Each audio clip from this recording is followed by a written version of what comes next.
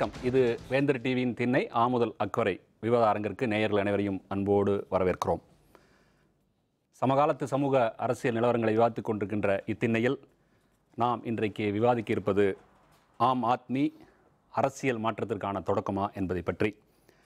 2014 நாடாளுமன்ற தேர்தலில் பாரதிய ஜனதா கட்சி ஒரு மாபெரும் வெற்றியை தொடர்ந்து, அந்த வெற்றி தற்செயலானதல்ல, அதிர்ஷ்டத்தால் வந்ததல்ல என்பதை நிரூபிக்கின்ற வகையில் அடுத்தடுத்து வந்த சட்டமன்ற தேர்தல்களில் ஹரியானா, மகாராஷ்டிரா, ஜார்க்கண்ட், ஜம்மு ஆகிய மாநிலங்களில் நடந்த சட்டமன்ற தேர்தலில் ஒரு வெற்றியை பெற்று இன்றைக்கு ஒரு அதிகார பலத்துடன் இன்றைக்கு டெல்லியில் ஆட்சி அமைத்திருக்கிறது பாரதிய ஜனதா கட்சி அசுர பலத்துடன். அதேபோல் 100 ஆண்டு கால பழமை வாய்ந்த காங்கிரஸ் கட்சி சுதந்திரமடைந்து 67 ஆண்டுகளில் கிட்டத்தட்ட 55 ஆண்டுகள் ஆட்சியில் இருந்த காங்கிரஸ் கட்சி இன்றைக்கு இந்த 2 தேசிய கட்சிகளும் டெல்லி சட்டமன்ற தேர்தலில் தொடத்தெறியப்பட்டு ஆம் ஆத்மி என்ற சாமானியன் கட்சி இன்றைக்கு ஆட்சியை பிடித்திருக்கிறது. அரவிந்த் கெஜ்ரிவால் அதனுடைய முதல்வராக இன்று பதவியேற்றிருக்கிறார்.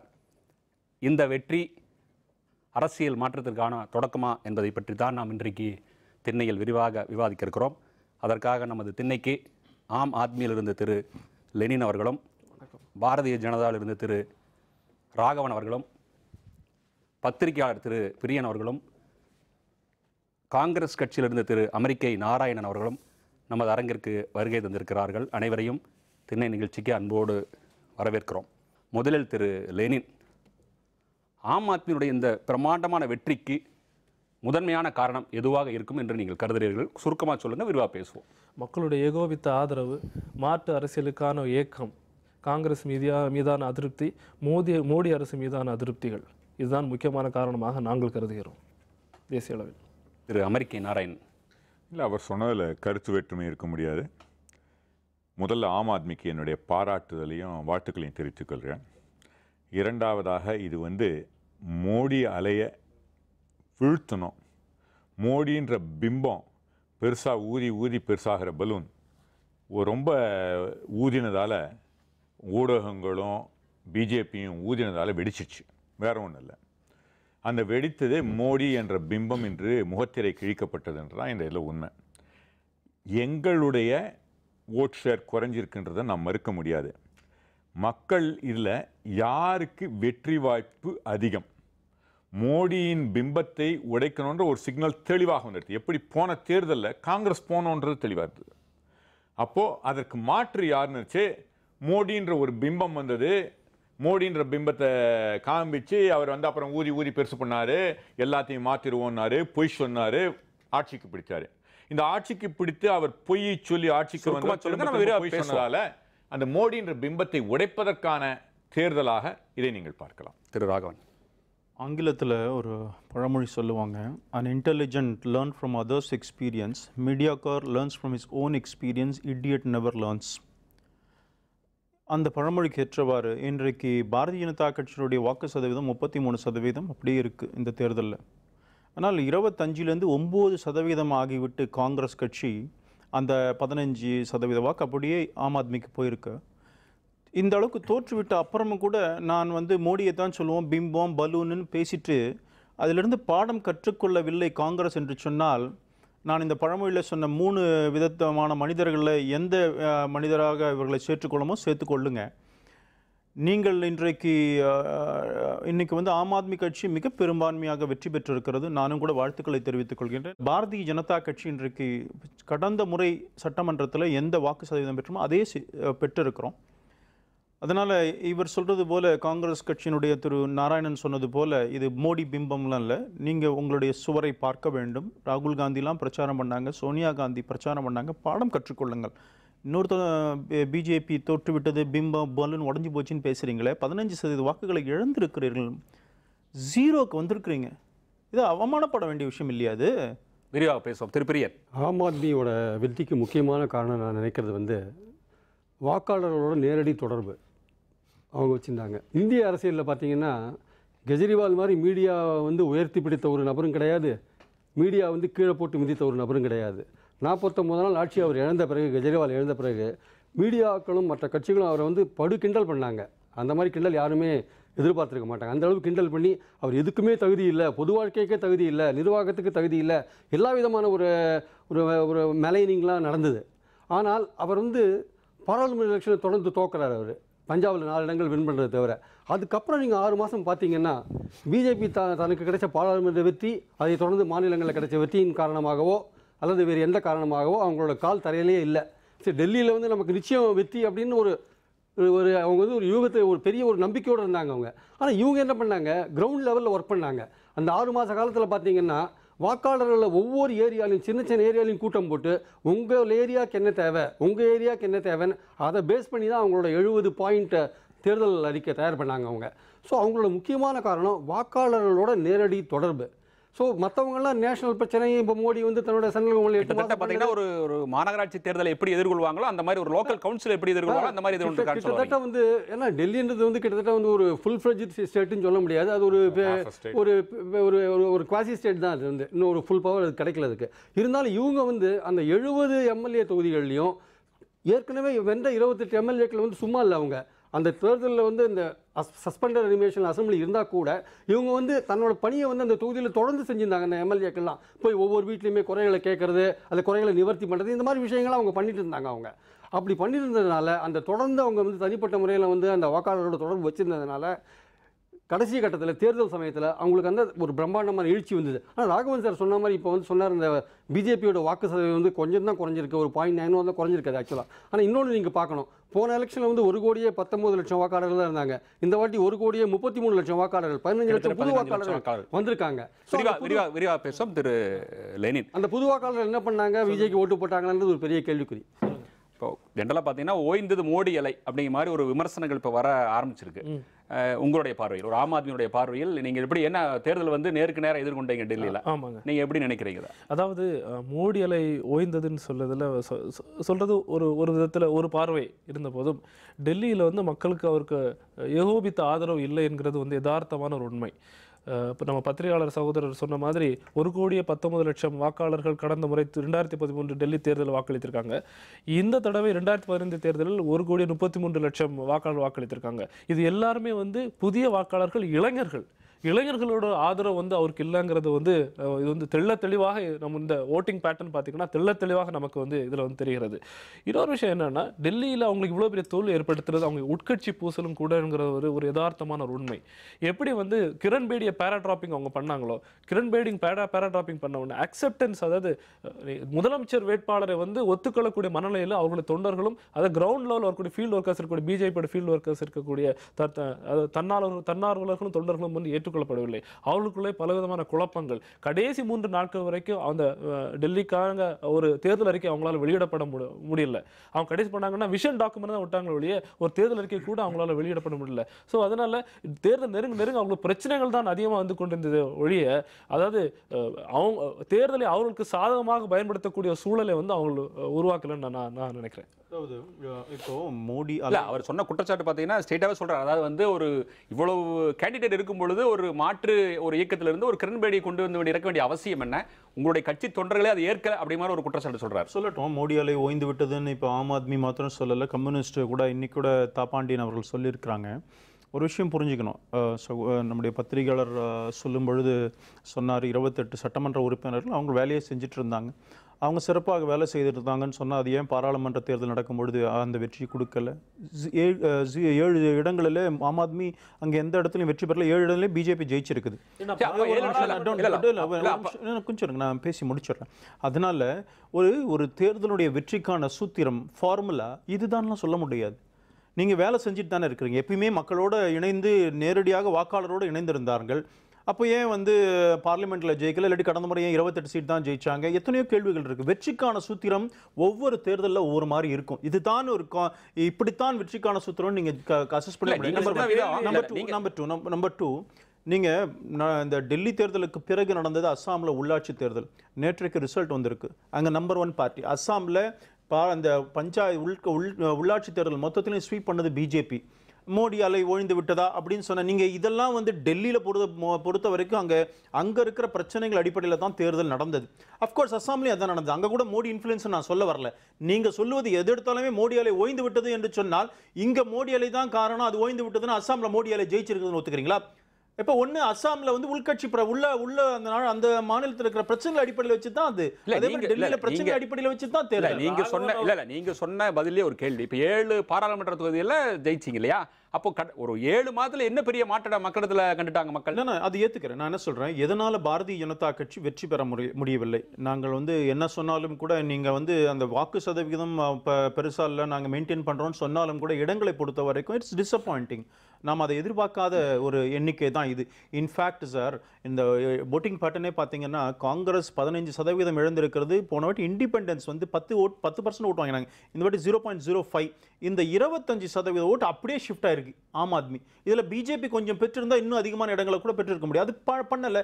ஏன் செய்யலை? நீங்க சொல்வது போல, சகோதரர் சொல்வது போல, கிரண் பேடியை முதலமைச்சர் வேட்பாளராக அறிவித்தது பிரச்சனையா, அல்லது உள்கட்சியில் இருக்கிற பிரச்சனையா, இல்லாட்டி அங்கே இருக்கிற அந்த டெல்லி முனிசிபாலிட்டியில் பிஜேபியுடைய ஆட்சி நடந்து கொண்டிருக்கிறது அதுல பிரச்சனையா? இதெல்லாம் அனலைஸ் பண்ண வேண்டும். அதுல ஒன்றும் சந்தேகமே இல்லை, அனலைஸ் பண்ண வேண்டிய விஷயம் தான். அவர் சொன்னாரு இல்ல, அவர் உண்மையில இல்ல அதாவது சுய பரிசோதனை செய்ய வேண்டியது பிஜேபியில காங்கிரஸ் தான் அப்படிங்கிற மாதிரி ராகவன் சொல்றாரு. ராகவனுக்கு வந்து பிஜேபியில் இருக்கிற ராகவன் நல்லவர் தான். அந்த பிஜேபி இருக்கிறதால அந்த இது வருது, அகங்காரம். ரைட் மேன் இந்த ராங் பார்ட்டியா, ரைட் மேன் ராங் பார்ட்டியா, ராங் மேன் ரைட் பார்ட்டியான்றது கேள்வி. அகங்காரம்ன்றது அவர்களுடைய ஆணவமும் அகங்காரம் தான் இன்னைக்கு வந்திருக்கு. என்ன திமிரு இருந்தா இல்ல நாகரிகத்தோடு வார்த்தைகளை சொல்லல, காங்கிரஸ் முட்டாள்கள். அந்த அகங்காரம் தான் இதை சொல்ல வைக்கிறது. அதாவது இவர்கள் ஒரு நல்ல அழகா, ஆனா அவர் வந்து ராகவன் வந்து நேரா எனக்கு வந்து ராகவன் நல்லா மெத்த படித்தவர், வக்கீல், அழகா வந்து சொல்லுவார், குத்துராமர் சொல்லுவார், நான் வந்து சட்டம் படித்தவன் இல்லை, உள்ளபூர்வமாக மக்களோட கண்ணோடு கண் நோக்கி பேசுகிறவன், உண்மையை பேசுகிறவன். அவர் உணர்வு பூர்வமாக எங்களை வந்து முட்டாள்கள்னு சொல்கிறத மக்கள் ஏற்றுக்க மாட்டாங்க. அவர் மெத்த படித்தவராக இருக்கட்டும், நான் அதை விட்டுருவோம். இவர் டெல்லியை பொறுத்தவரை சொன்னார், எப்படிங்க பாராளுமன்ற தேர்தல் வேறு சட்டமன்ற தேர்தல் வேறு அப்படின்றது ஒன்று நிலைநாட்ட பார்த்தாரு. ஒரே ஒரு காரணம், அந்த தேர்தலுக்கும் சரி இந்த தேர்தலுக்கும் சரி ஒரு முக்கிய காரணம், ஒரு இழை மாதிரி எல்லா தேர்தலையும் ஓடுது. It is a anti vote. அதாவது யார் வரக்கூடாது என்பதில் மக்கள் தெளிவாக போன தேர்தலில் காங்கிரஸ் வரக்கூடாதுன்னு இருந்தாங்க. காங்கிரஸ் வரக்கூடாதுன்னு இருக்குச்சு, யார் வந்து வெற்றி பெற முடியும்? இந்துல இதை பற்றி ஒரு ஜென்ரலாக நாட் அனலைசிங் திஸ், அதை வந்து யார் வரக்கூடிய சாத்தியக்கூறுன்னு பார்க்குறாங்க.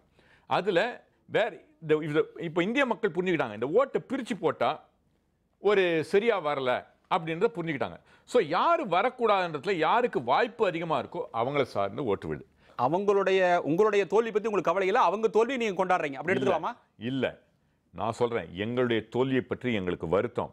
ஆனால் மக்கள் ஒரு தெளிவான மெசேஜ் கொடுத்துருக்காங்க. நீங்கள் எல்லாம் கொண்டாடினீர்கள், மோடி மோடி என்ற பிம்பத்தை கொண்டாடினீர்கள்.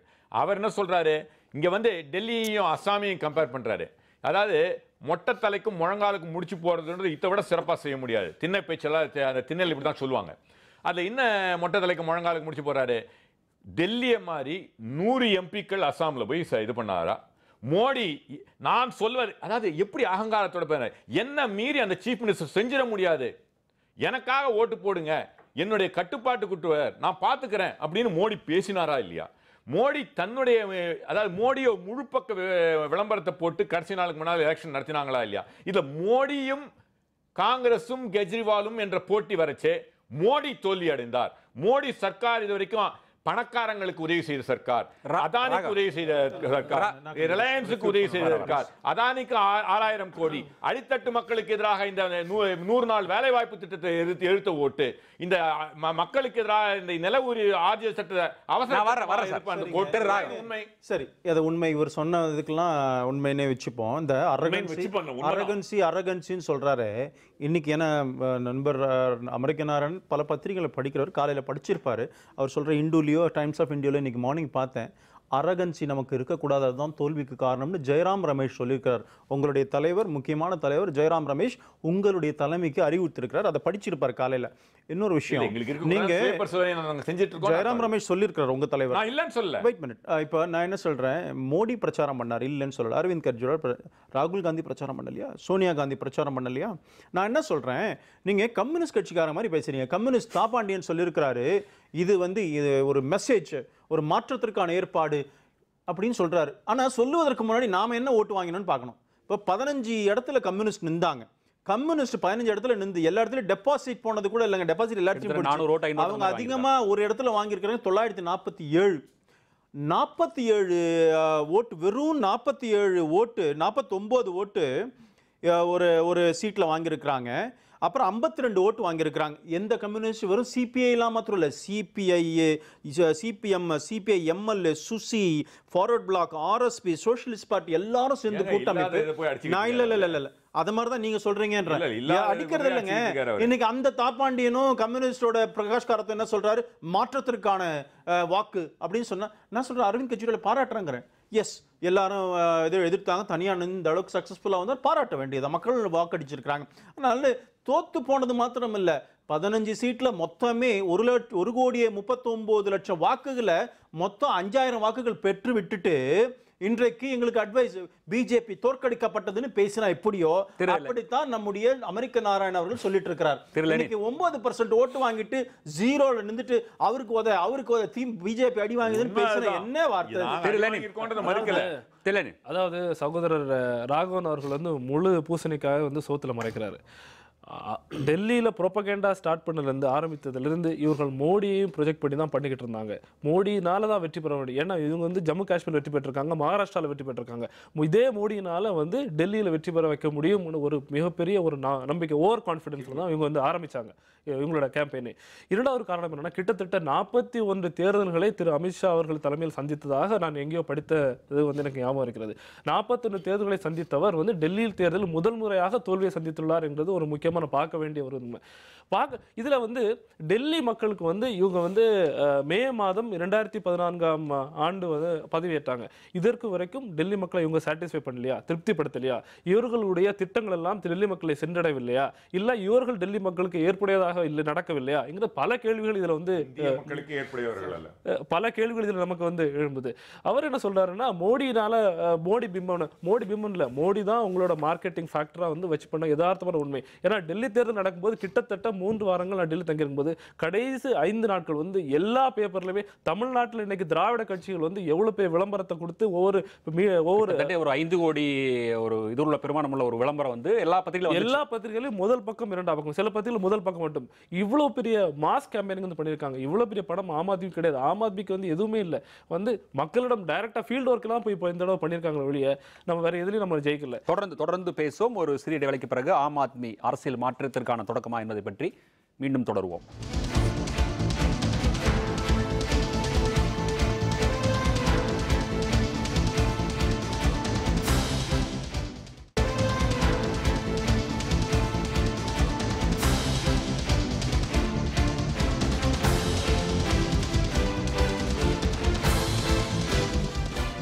மீண்டும் திண்ணை கலைக்கிறோம், விவாதம் தொடர்கிறது. பிரியன், அதாவது இது இந்த டெல்லி தேர்தல் ஆம் ஆத்மியோட வெற்றின்றது மோடியோட செல்வாக்கோட ஒரு நேரடியான எப்படி இது கனெக்ட் ஆச்சுன்றது பார்த்தீங்கன்னா, இதுக்கு முழுக்க மோடி தான் பொறுப்பு. ஏன்னா இது கெஜ்ரிவால் பொறுப்பு கிடையாது. கெஜ்ரிவால் அவரோட கேம்பெயினில் என்றைக்குமே மோடியை நேரடியாக அட்டாக் பண்ணவே இல்லை. ஆனால் அதுக்கு மாறாக பார்த்தீங்கன்னா, மோடி என்ன பேசினார், I will change the face of the டெல்லின்னார். அவர் I will change the face of the டெல்லின்னு சொன்னார். டெல்லி தான் வேர்ல்டு டெல்லியை தான் பார்க்குறது. இந்தியாவோட ஒரு ரெப்ரசன்டேட்டிவ் ஸ்டேட்டாக டெல்லி தான் இருக்குது. டெல்லியில் கொடுக்குற அந்த குரல் தான் இந்தியா முழுக்க எதிரொலிக்கும் அப்படின்னு சொல்லிட்டு இவர் தன்னையே நேரடியாக கெஜ்ரிவாலுக்கு எதாவது ப்ரொஜெக்ட் பண்ணிட்டாங்க. அது அவர் பண்ணிட்ட ஒரு இதுதான். ரெண்டாவது கெஜ்ரிவால் நேரடியாக நீ தர்ணா பண்ணுற ஆசாமி, நீ தெருக்கு போகிறது தான் லாயக்கு, நீ செக்ரட்டேரியட்டுக்கு லாயக்கு இல்லை, இந்த மாதிரி விஷயங்கள்லாம் அவர் மோடி பேசினார். அவர் இது மாதிரி பேச தனி மனித தாக்குதல் நேரடியா மோடி பேர் சொல்லாதே சொன்னார். அது கெஜ்ரிவால் தான் சொன்னார். கெஜ்ரிவால் சொல்லாதான் சொன்னார். அவர் நேரடியாக தான் சொன்னார். அவர் அந்த மாதிரி சொல்லும்பொழுது இந்த மோடி என்ன பண்ணிட்டாரு, தன்னைத்தானே வந்து கெஜ்ரிவாலுக்கு நேரடியாக நிற்க வச்சுட்டாரு. ஸோ அதனால தான் இந்த ஆம் ஆத்மி வெற்றி பெற்ற பிறகு இது மோடியோட செல்வாக்கை வந்து நேரடியாக பிரதிபலிக்கிற மாதிரியான ஒரு விவாதங்கள் வந்துட்டு இருக்கு. ரெண்டாவது நீங்கள் பார்த்தீங்கன்னா கடைசி நாளைக்கு முந்தின நாள் 6ஆம் தேதி அன்னைக்கு டெல்லி பேப்பர்கள் எல்லாத்துலேயும் விளம்பரங்கள் வந்தது. அதில் வந்து சென்ட்ரல் கவர்மெண்ட்டோட அச்சீவ்மெண்ட்ஸை போட்டு பிஜேபிக்கு ஓட்டு போடுங்கன்னு தான் கேட்டாங்க அவங்க. நீங்கள் ஏன் சென்ட்ரல் கவர்மெண்ட்டோட அச்சீவ்மெண்ட்ஸை வந்து சொல்லி நீங்கள் டெல்லி தேர்தலுக்கு ஓட்டு கேட்குறீங்க? நீங்கள் அப்போ நீங்கள் மோடியை வந்து நேரடியாக கெஜ்ரிவாலுக்கு எதிராக நிறுத்துறீங்கன்னு தான் அர்த்தம். அப்போ ஆம் ஆத்மி இப்போ வெற்றி பெற்றப்போ மோடியோட செல்வாக்கு வந்து ஒரு ஃபுல் ஸ்டாப் அல்லது அதுக்கு ஒரு ஸ்பீட் பிரேக்கர் வந்துருக்கிற மாதிரி தான் எல்லாரும் பேசுவாங்க. அது தவிர்க்க முடியாத ஒரு விஷயம் அது. அதாவதுங்க இவங்க வந்து இவங்களுடைய இது என்னென்னா மற்ற இது கூட அமித்ஷா மோடி அவர்களுடைய ஸ்ட்ராட்டஜி என்னென்னா, மகாராஷ்டிரா எடுத்துங்க 135 எம்எல்ஏக்களில் 55 பேர் மற்ற கட்சிகளில் வந்தவங்க, இறக்குமதி செய்யப்பட்டவர்கள். அவர்கள்ட்ட சரக்கே இல்லை. மற்ற கட்சிகள்லேருந்து சரக்கு இறக்குமதி செய்தால் தான் அவங்க கட்சியில் ஏதோ இன்றைக்கி சரக்கு கொண்டு வர முடியுது. அது மாதிரி பார்த்தாங்க. இரண்டாவது, மோடி தோற்கப் போகிறார் என்ற இது வந்த உடனே கிரண் பேடி என்ற மோடி முகத்திரையை கிழிக்கிறதுக்கு மேலே கிரண் பேடி என்ற முகத்திரையை முன்னால் கொண்டு வந்தாங்க. அதை வந்து பியர்சிங் த்ரூ கார்பரேட் வீல் அவர் சொல்லுவார். இவர் நம்ம இது நல்லா வக்கீல், எனக்கு அந்த வார்த்தையெல்லாம் தெரியாது. பியர்சிங் த்ரூ கார்பரேட் வீல்ன்ற மாதிரி பியர்சிங் த்ரூ பேடிஸ் வீல், பேடியை முன்னால் வச்சுட்டு மோடி பேடி ஆயிட்டார்.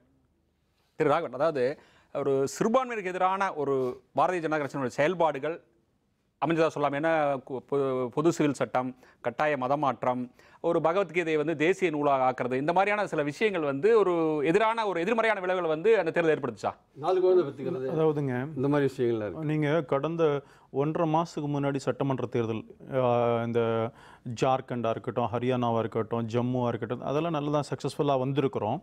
அதெல்லாம் வந்து இதே சப்ஜெக்ட்லாம் அப்பவும் தான் பேசப்பட்ட சப்ஜெக்ட். அதாவது ஜெயிச்சவங்க பாரதிய ஜனதா கட்சி இதை அனலைஸ் செய்ய வேண்டும் என்பதில் மாற்று கருத்து இல்லை. என்னக்கிட்ட காங்கிரஸ் கூட ராகுல் காந்தியை ப்ரொஜெக்ட் பண்ணதுனால செம்மையா அடி வாங்கியிருக்காங்கன்னு நினைக்கிறேன். ராகுல் காந்தி, சோனியா காந்தி எல்லாம் எடுபடாம போச்சு பாருங்க. அங்க இதெல்லாம் இந்த மாதிரி காங்கிரஸ் சொல்றத நான் விரும்புறேன்.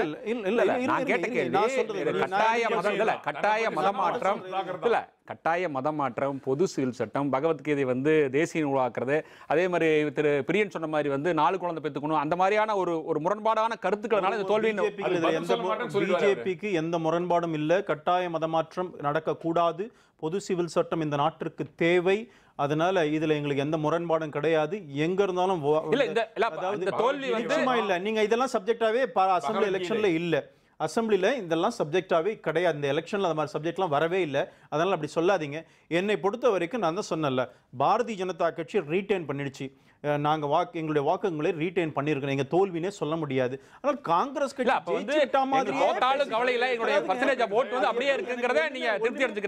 கேள்வியே பாரதிய ஜனதா கட்சியை நோக்கி இந்த கேள்விகள் உங்ககிட்ட இருந்து வருதே. ஏன் 8 சீட் இருந்தது கூட 0ல போயிட்டீங்களே? ராகுல் காந்தியோட செல்வாக்கு இழப்பா அல்லது சோனியா காந்திக்கு செல்வாக்கே இல்லையா? காங்கிரஸ் கட்சிக்கு செல்வாக்கு போயிடுச்சாங்கிறத கேள்வி கேளுங்க.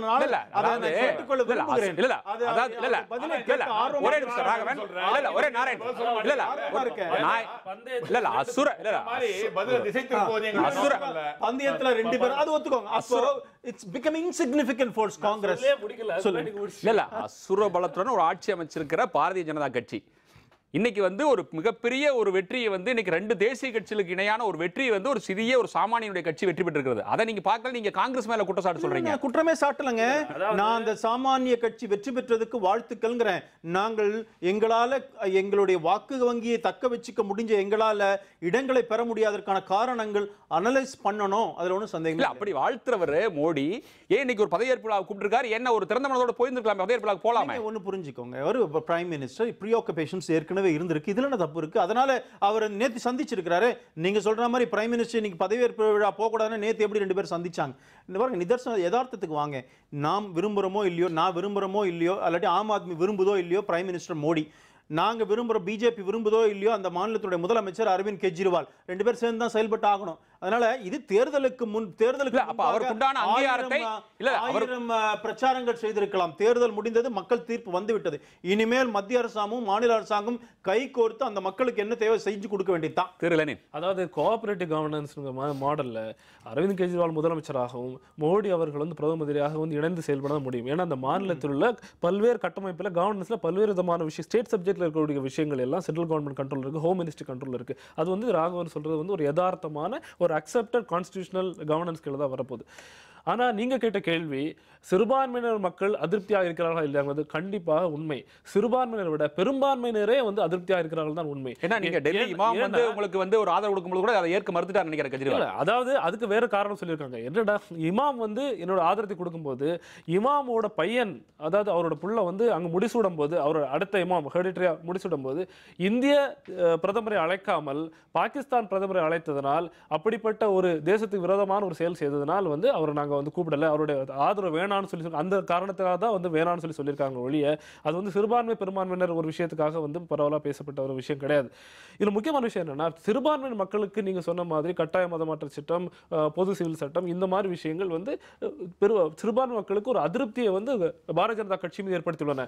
டெல்லியில் பார்த்தீங்கன்னா ஒரு குறிப்பிட்ட சதவீத மக்கள் வந்து சிறுபான்மையினர் மக்கள் தான். அந்த மக்களுடைய ஓட்டுகள் யாருமே வந்து பாரதிய ஜனதா கட்சி போல. அது மட்டும் இல்லாமல் பெரும்பான்மையினர் மக்களே வந்து சாதாரண மனிதர்களை வந்து இவர்கள் வந்து ஒரு கார்ப்பரேட் ஒரு பெரிய நிறுவனங்களுக்கு துணை போகிறார்களோ இல்ல வந்து சாதாரண மக்களை கைவிட்டு விட்டார்களோ, இந்த மாதிரி அவர்கள் மீது ஒரு ஒரு ஒரு ஒரு மாத ஒரு எண்ணம் தோன்றிய காரணத்தினால தான் பெருவாரியான மக்களும் வந்து அவர்களுக்கு ஓட்டு போடவில்லை என்பது எங்களுடைய இல்ல மாநில அந்தஸ்து இல்ல வர சிறுபான்மை மக்கள் வாக்களிக்கவில்லைன்றாங்க. ஜம்மு காஷ்மீர்ல 25 சீட் ஜெயிச்சிருக்கிறோம். ஜம்மு காஷ்மீர்ல பாத்தீங்கன்னா 3 பகுதி, ஜம்மு, லடாக், ஸ்ரீநகர், எல்லா இடத்துலயும் வெற்றி பெற்றிருக்கிறோம். 25 கடந்த முறை 11 சீட், எங்களுக்கு இந்த முறை 25 சீட். இப்ப சிறுபான்மை மக்கள் வாக்களிக்கவில்லைன்றீங்க, பர்சன்டேஜ் சொல்லுங்க பாப்போம். இன்னைக்கு பிஜேபி 33% ரீடைன் பண்ணிருக்கோங்கற. ஏன் கடந்த முறை யாரெல்லாம் வாக்களித்தாலும் எங்களுக்கு வாக்களிச்சிருக்காங்க. சிறுபான்மை மக்கள் எங்க அதிகமா இல்ல, சிறுபான்மை மக்கள் எல்லா மக்களும் கைவிட்ட சிறுபான்மை பெரும்பான்மை சார் சிறுபான்மை பழக்கமில்லாத பண்றீங்க, நடுவில் இன்டர்ஃபியர் பண்றீங்க. நீங்க ரொம்ப சிறுபான்மை பெரும்பான்மை அத்தனை மக்களும் கைவிட்ட ஒரு கட்சி டெல்லியில இருக்கும்னா அது காங்கிரஸ் தான். சார் ஒரு நிமிஷம் சொல்றேன், ஒரே ஒரு புள்ளி ஒரே நிமிஷம் சொல்லுங்க. ஒரே ஒரு புள்ளி வரும். அதாவது ராகவன் சார் சொன்னார் இது மாதிரி சிறுபான்மை மக்கள். ஆக்சுவலாக பார்த்தீங்கன்னா டெல்லி வாக்கு பார்த்தீங்கன்னா 77% முஸ்லீம்கள் ஆம் ஆத்மி தான் வாக்களிச்சிருக்காங்க. 77% முஸ்லீம்கள் ஆம் ஆத்மிக்கு தான் வாக்களிச்சிருக்காங்க. நீங்கள் தலித்ஸ் பார்த்தாலும் சரி, இளைஞர்கள் பார்த்தாலும் சரி, எல்லாரோட ஓட்டு வங்கியும் வந்து ஆம் ஆத்மிக்கு அதிகமாக தான் இருக்குது. ரெண்டாவது வந்து நீங்கள் காங்கிரஸோட டிபாக்களுக்கு வந்து நீங்கள் ராகுல் காந்தியையும் சோனியா காந்தியும் நீங்கள் குறை சொல்கிறீங்க இல்லையா? எல்லாருமே குறை சொல்லுவாங்க, நேச்சுரல் அது. அப்படி சொல்லும்போது நீங்கள் பாஜகவோட தோல்விக்கு வந்து நேரடியாக மோடியை தான் நீங்கள் குறை சொல்ல முடியும், வேற யாரையும் குறை சொல்ல முடியாது. நீங்கள் காங்கிரஸை பொறுத்தப்பட்டு ராகுல் காந்தி சோனியா காந்தி சொல்லும்போது, பிஜேபியை பொறுத்தப்பட்டு நீங்கள் யாரை முன்னிறுத்தி நீங்கள் தேர்தல் பிரச்சாரம் பண்ணீங்களோ அவர் தான் நீங்கள் குறை சொல்ல முடியும். ரெண்டாவது வந்து சிறுபான்மை விஷயம் பார்த்தீங்கன்னா, டெல்லியில் இந்த எலெக்ஷன்ஸுக்கு முன்னாடி 5 தடவை சர்ச்சு மேலே தாக்குதல் நடந்தது.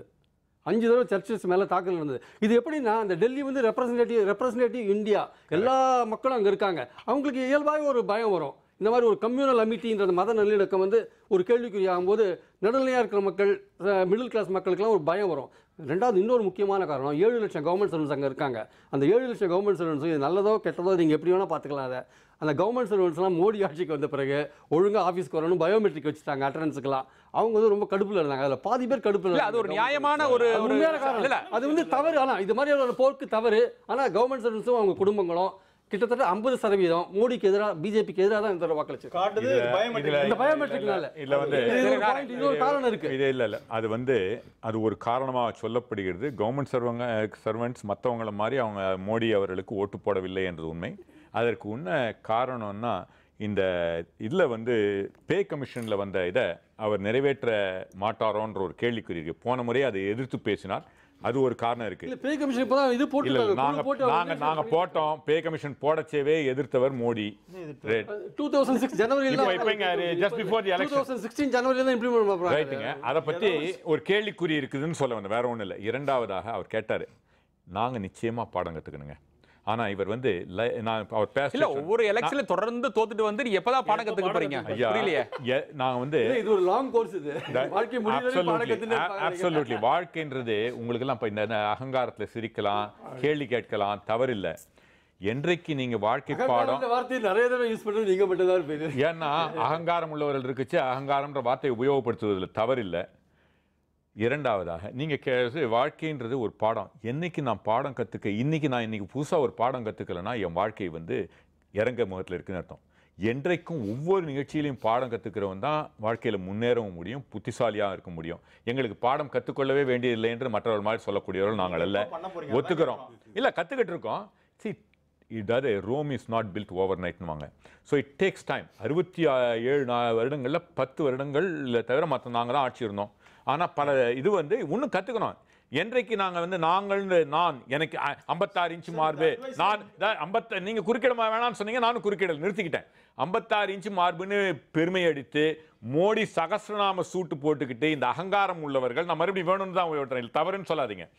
அகங்காரம் உள்ள மோடியக்கு மக்கள் தலையில அடித்து சொன்னாங்க. அந்த அகங்காரம் இன்னைக்கு இவர் சொன்னாரு, ஜெயராம் சொன்னாரு, அந்த அகங்காரம் மற்றவங்க கிட்டே பாடம் கத்துக்கணும், நாங்க கொண்டு வரக்கூடாதுன்றதுக்காக தான் ஜெயராம் ரமேஷ் இன்னைக்கு சொல்லியிருக்காரு. காங்கிரஸ்காரர்கள் யாரும் அந்த அகங்காரத்துடன் பேசக்கூடாது, ஆணவத்துடன் இருக்கக்கூடாதுன்னு சொல்லியிருக்காரு. இரண்டாவதா அவர் சொன்னாரு, இருக்கு நான் ஒத்துக்கிறேங்க, நான் தவறு இருந்தா திருத்திக்க ரெடிங்க, நல்ல ஒன்றும் இல்லை. உங்களுக்கு நீங்க முதல்ல தவறு இருக்கிற தவறுன்னு ஒத்துக்கொண்டாதான் மாற்றங்கள் கொண்டு வர முடியும். அது இல்லாத இருக்கிறதால தான் இன்னைக்கு அடி. 1998 ஆண்டுல வந்து முதல்ல டெல்லியை வந்து பெரிய மாற்றத்துக்கு அப்புறம் அவங்க கைப்பற்றாங்க காங்கிரஸ் கட்சி. ஷீலா தீட்சித் தலைமையில் 15 வருடம் இருக்கும். 15 வருடம் 2013 மோடி மட்டும்தான் வெற்றி பெற்றார்னு கொட்டமடித்துக் கொண்டிருக்கிற ஷீலா தீட்சித் 15 வருடம் 2013 ஆண்டு வரை அவர்கள் ஆட்சி செஞ்சிருக்காங்க. டெல்லியில் இருக்கக்கூடிய மெட்ரோ ரயில் திட்டமா இருக்கட்டும், பல்வேறு விதமான டெவலப்மெண்ட்ஸா இருக்கட்டும், அவங்க பண்ணியிருக்காங்க. இது நிதர்சனமான உண்மை. ஆனா காங்கிரஸ் கட்சி, காங்கிரஸ் தலைமையின் மீது உள்ள அதிருப்தி, காங்கிரஸ் கட்சி ஒரு தலைமை இல்லாத ஒரு, அதாவது முன்னுக்கு முரணாக பல தலைவர்கள் பேசுவது, இது இப்போ வந்து டெல்லிக்கு வந்து சைவர் முட்டை. இந்திய தேர்தலில் சைவர் வாங்கியிருக்கு. காங்கிரஸ் கட்சி வந்து மிகப்பெரிய வீழ்ச்சி தொடங்கிவிட்டது. இந்த இந்தியாவில் வந்து காங்கிரஸ் கட்சி 100 வருடங்களுக்கு மேலாக இருந்துட்டு இருக்கு. காங்கிரஸ் கட்சிக்கு மிகப்பெரிய வீழ்ச்சி ஆரம்பித்து ஆம் ஆத்மி கட்சி ஆரம்பித்து வைத்து விட்டதாக நாங்கள் அதை தொடர்ந்து பேசுவோம். ஒரு சிறிய வேலைக்கு பிறகு மீண்டும் திண்ணை தொடரும்.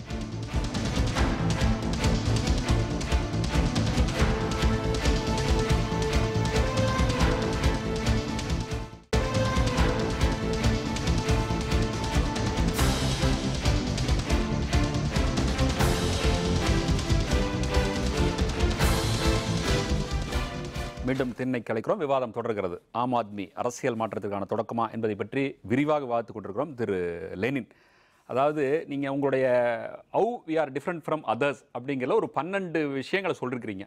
மற்ற கட்சியிலேருந்து நாங்கள் எப்படி வேறுபடுறாங்கிற மாதிரி. அதில் பார்த்தீங்கன்னா குற்ற பின்னணி இல்லாத ஒரு கேண்டிடேட் தான் வந்து நாங்கள் வந்து எலெக்ஷன் நிறுத்துவோம் அப்படி மாதிரி சொல்லிக்கிறீங்க. இன்னைக்கு பார்த்தீங்கன்னா 67 பேரில் 23 பேர் வந்து இன்னைக்கு குற்ற வழக்கில் இருக்கு.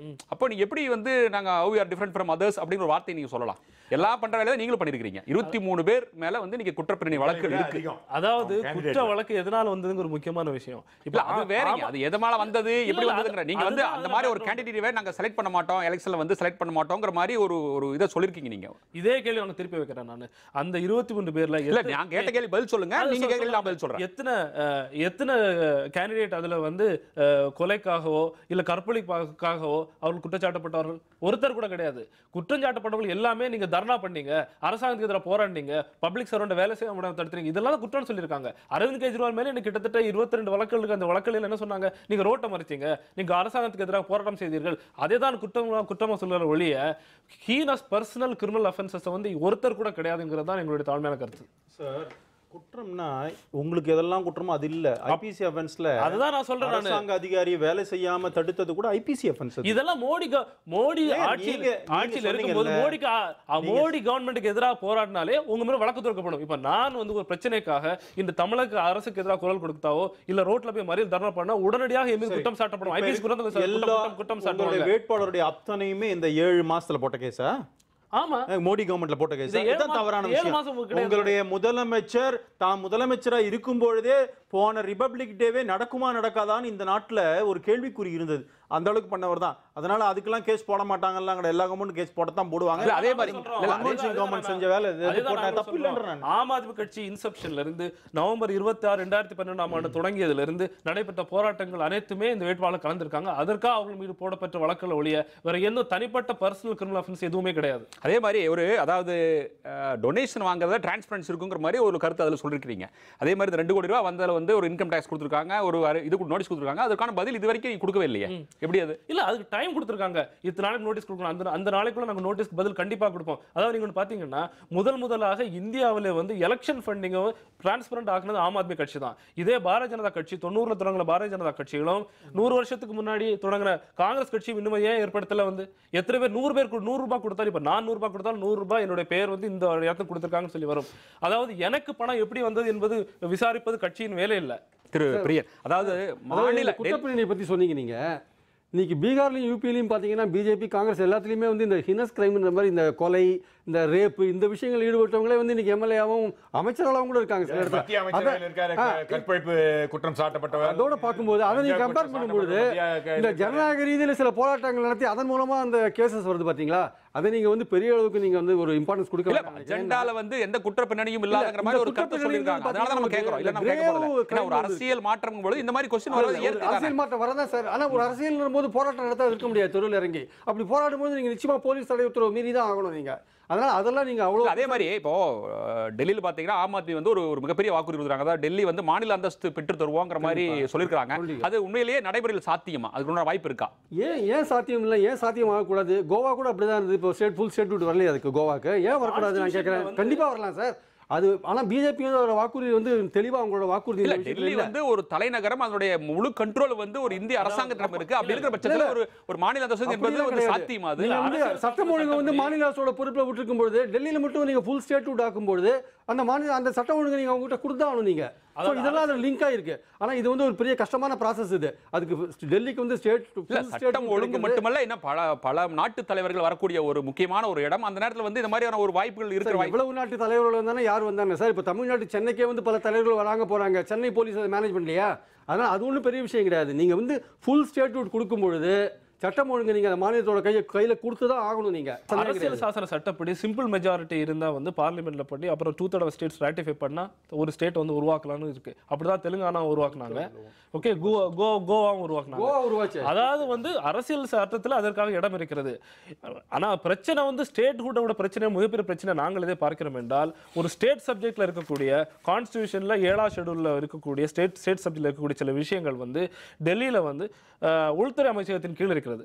லா அண்ட் ஆர்டர் இருக்கட்டும், அவங்களோட லோக்கல் கண்டோன்மெண்ட்ஸ் வாட்எவர் இதாக இருக்கட்டும், எல்லாமே வந்து பார்த்தீங்கன்னா சென்ட்ரல் கவர்மெண்ட் கண்ட்ரோல் தான் இருக்குது. அது வந்து ஜன்லோக்பால் சட்டத்தை பாஸ் பண்ணால் கூட அந்த பாஸ் பண்ண சட்டத்தை வந்து இவங்க உள்துறை அமைச்சகத்தின் அனுமதி பெற்று தான் நம்ம திரும்பி பிரசன்ட் பண்ண முடியும். இந்த மாதிரி சிக்கல்கள் இருக்கு. இதே மாதிரி அதாவது மக்களால் தேர்வு செய்யப்பட்ட ஒரு நபர், அதாவது ஒரு ஆட்சி இருக்கும்போது அந்த ஆட்சி வந்து மத்திய அரசாக கேட்டு தான் இது செய்ய வேண்டும் என்றால் அங்க அப்போ உங்க ஸ்டேட் கண்ட்ரோல் சென்ட்ரா அவங்க கண்ட்ரோல் வச்சுக்கலாமே. நம்ம அந்த மாதிரி டிமாண்ட் இருக்கு. ஆனா அந்த பாசிபிலிட்டிஸ் இருக்காங்கிற ஒரு கேள்விக்கும் இருக்கு. பட் அது பிஜேபியும் கூட அதை கேட்டு தான் இருக்கணும். தெளிவான வாக்குறுதி இல்ல பிஜேபி. இல்ல அதுல சில சங்கடங்கள் இருக்கு. நீங்க சொன்ன சங்கடங்களும் இருக்குது. ஏன்னா சென்ட்ரல் அது வந்து மத்திய அரசாங்கத்தினுடைய எத்தனையோ வெளிநாட்டு எத்தனையோ அதாவது இன்டெலிஜென்ஸ், அதாவது நாட்டுடைய பாதுகாப்பு சம்பந்தப்பட்ட பல விஷயங்கள் அதில் ஆலோசிக்கப்பட வேண்டிய விஷயம். இதில் பிஜேபியும் கூட கேட்டிருக்கோம், இல்லைன்னு சொல்லலை. ஆனால் என்னை பொறுத்த வரைக்கும் இன்னைக்கு ஆம் ஆத்மி கட்சி ஆட்சி பொறுப்பில் இன்னைக்கு தான் ஏற்றிருக்காங்க. அவங்களுக்கு கொஞ்சம் ஹனிமூன் பீரியட் கொடுக்கணும் தான். அதாவது 15 லட்சம் சிசிடிவி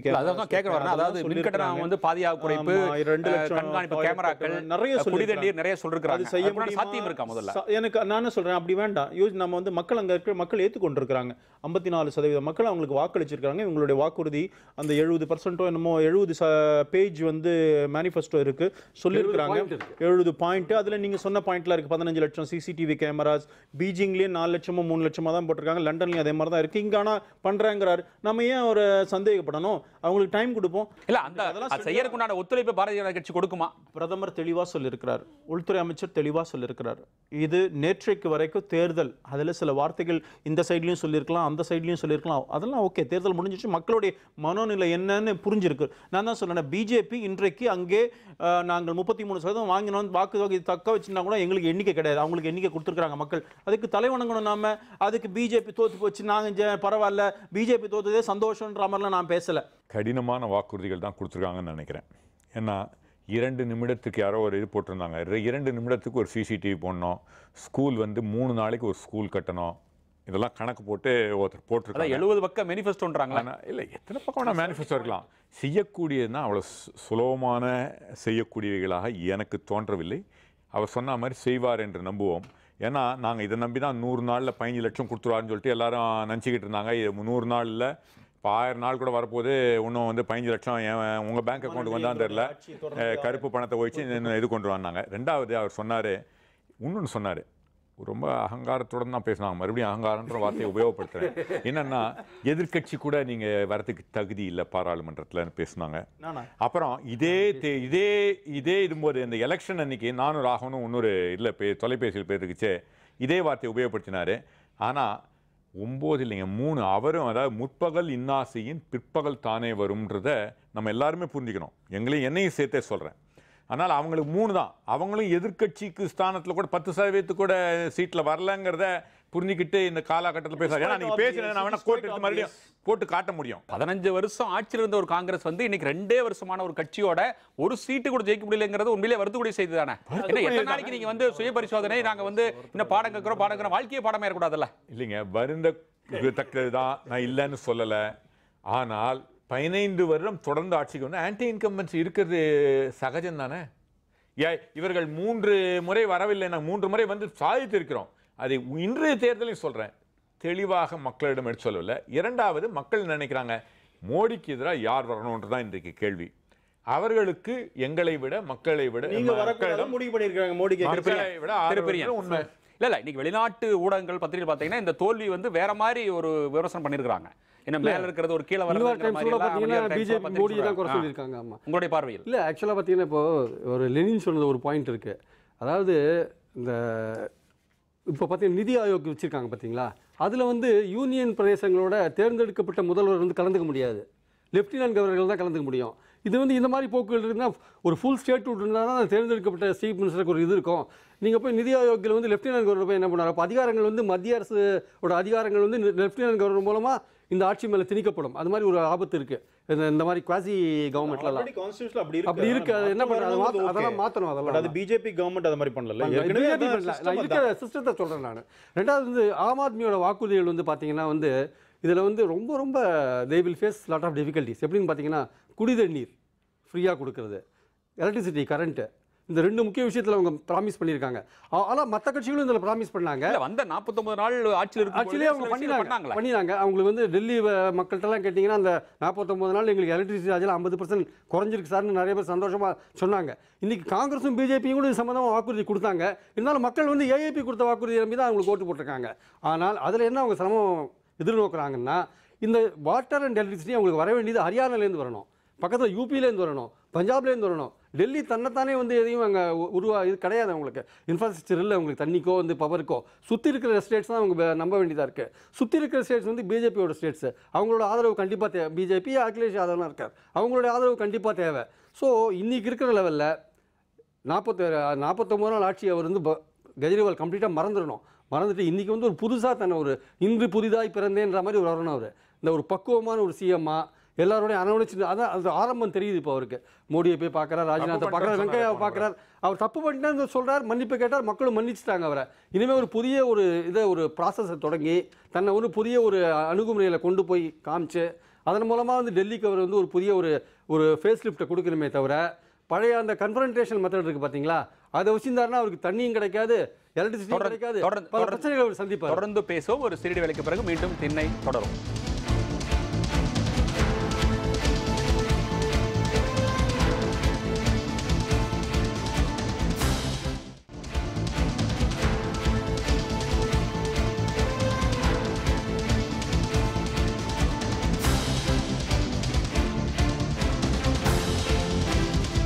திண்ணைக்கு அழைக்கிறோம். விவாதம் தொடர்கிறது. திரு லெனின், அதாவது நம்ம கொடுத்த வாக்குறுதிகள் எல்லாம் வந்து நிறைவேற்ற முடியுமா அப்படிங்கிறது 3 பேருமே ஒரே மாதிரி ஒரு கருத்து சொல்றாங்க. அது எந்த அளவுக்கு சாத்தியம் இருக்கிறது, அது வந்து என்னன்னா சாத்தியமில்லாத நாங்க சொல்றதுக்கு ஒரு நிமிஷம். நான் பிஜேபி சொல்றது அவர் அந்த வாக்குறுதிகளை நிறைவேற்றட்டும், அதுக்காக அவங்களுக்கு நேரம் கொடுக்கணும் தான் நான் சொல்றேன். முதல்லயே முடியாதுன்னு நான் எதுவும் சொல்ல வரல. அதாவது முடியுமா முடிகிறது கேள்வி இப்போதைக்கு இல்லை.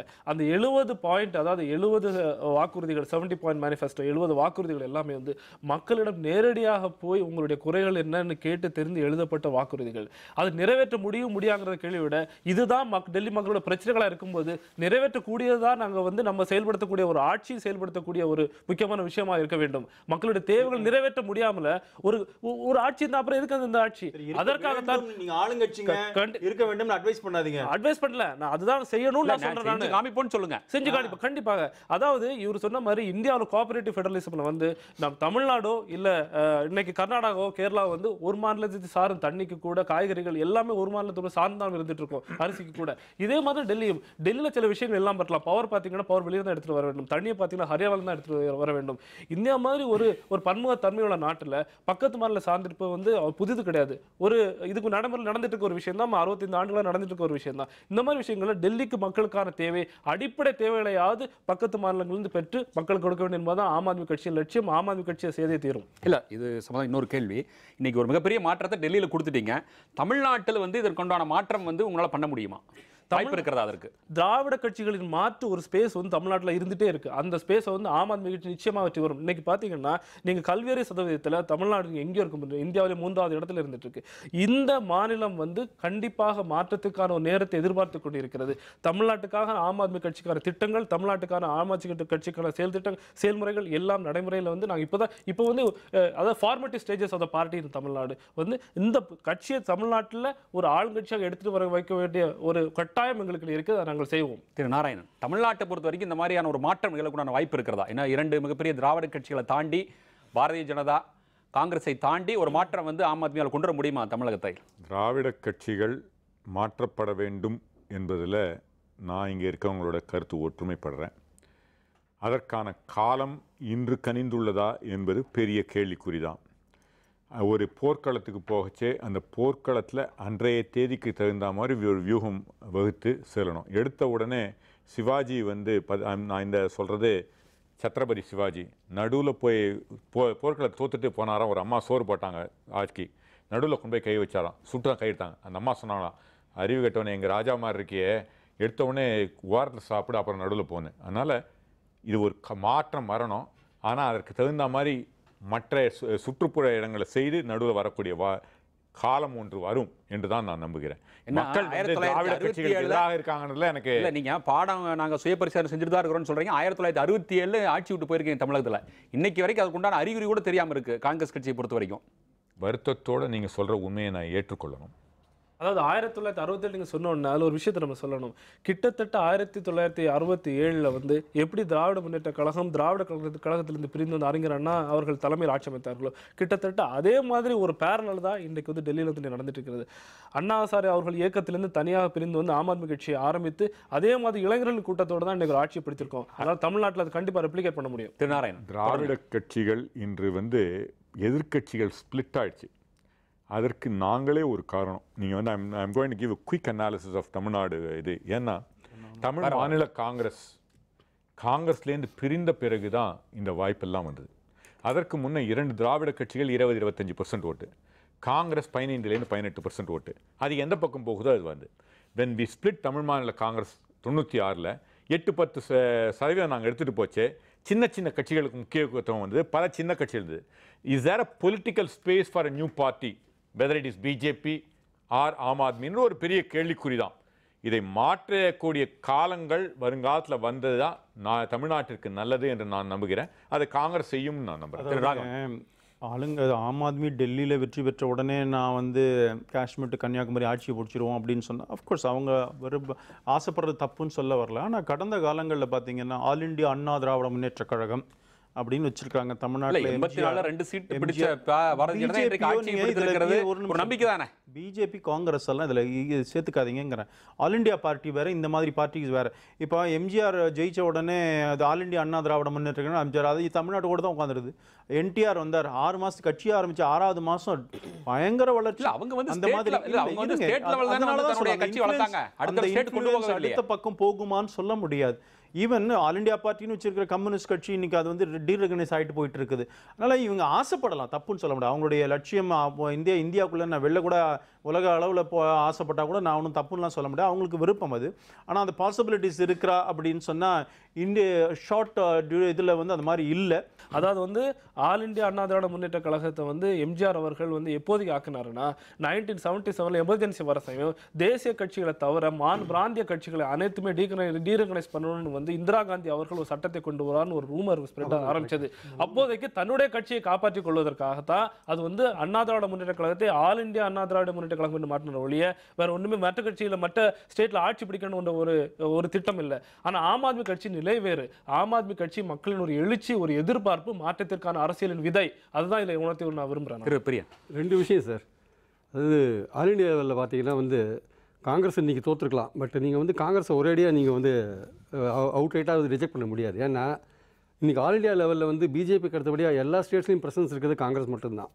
நீங்கள் இப்போ ராஜஸ்தான் அவர் கேட்ட கேள்வி உங்கள்கிட்ட கேட்க வரப்ப 1967 போன காங்கிரஸ் தமிழ்நாட்டில் நான் சொல்றது இன்னைக்கு எங்க இருக்கு? காங்கிரஸோட ஆல் இண்டியா லெவலில் பேசுகிறேன். இல்லை ஆல் இண்டியா லெவலில் பேசுகிறேன். காங்கிரஸோட பிரசன்ஸ் எல்லா ஸ்டேட்ஸ்லையும் இருக்குது. நீங்கள் பார்த்தீங்கன்னா வந்து பிஜு ஜனதாதள் வந்து ஒடிசாவில் மட்டும்தான் இருக்குது.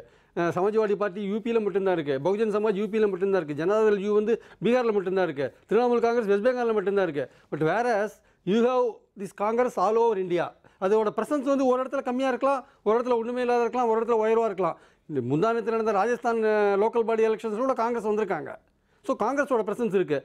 இப்போ எல்லா இடத்துலையும் காங்கிரஸ் பிரசன்ஸ். அதனால் இன்றைக்கி வந்து காங்கிரஸ் இப்படி இருந்தால் கூட நாளைக்கு வந்து பிஜேபி ஆட்சி செய்யக்கூடிய தவறுகள் அல்லது மோடியின் செல்வாக்கு செய்யக்கூடிய காலகட்டத்தில் மக்களுக்கு வந்து ஒரு ஆல்டர்னேட்டாக இப்போ இருக்கிறது வந்து காங்கிரஸ் ஆல் இண்டியாவில். ஏன்னா ஆம் ஆத்மி வந்து டெல்லிக்கு வெளியில் வரத்துக்கான இன்னும் காலம் அதிகமாக தேவைப்படுது. அதுக்கு அது இமீடியட்டாக அடுத்தது அது மூவ் பண்ணுற இடம் வந்து பஞ்சாபாக இருக்கும். ஏன்னா அங்கே 4 MP இருக்காங்க.